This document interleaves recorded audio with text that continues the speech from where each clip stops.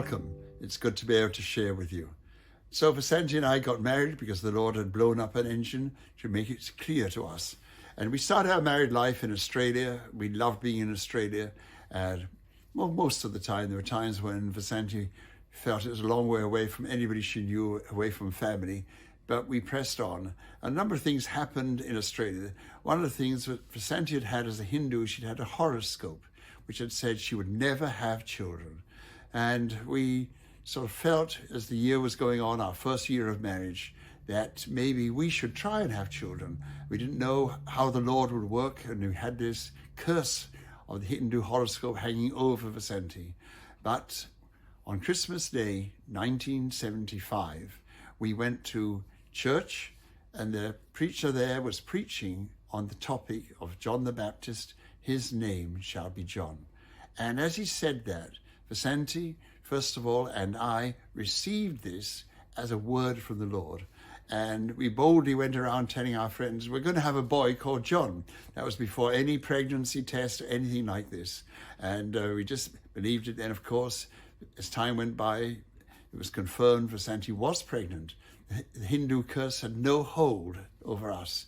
She was now a born-again Christian. I had no curse over me, but God was good to us. And so, as I said, he was actually conceived 24th December, and he was born on 24th September. 9 months, perfect timing. God knew what he was up to, and John was born to us, and we were so excited to have our son called John.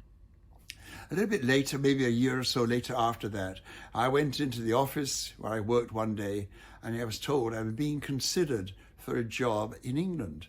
And this came as a total surprise. We were very happy in Australia. In fact, we were in the process of buying a larger house so we could have our larger family, which we were anticipating.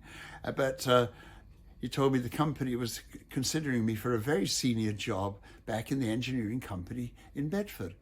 And that day I went home for lunch. I didn't usually. I went home, sat with Vasanti, and the two of us cried. Somehow we knew I'd get the job and we'd have to leave Australia.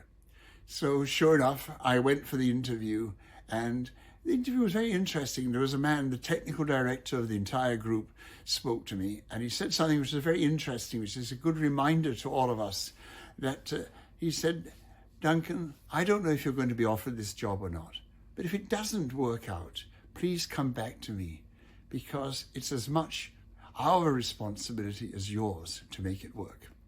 And I thought that's very good. It's good for us to remember if we're in the process of employing people or taking people on, that both sides have got a responsibility, not just the person who doesn't do what you expect. Anyway, I go off for the next interview in Bedford itself, and that goes well. And lo and behold, I'm offered the job. Every other manager at that level is in the 50s or 60s. I'm being appointed to replace a man who is just turning 65, and I am 30 years old. I was such a young spark. I hope I was a spark, so young in this. But God opens doors. I wasn't looking for this. I did nothing to apply for a job or anything. Just God opened the door, and I was offered this job.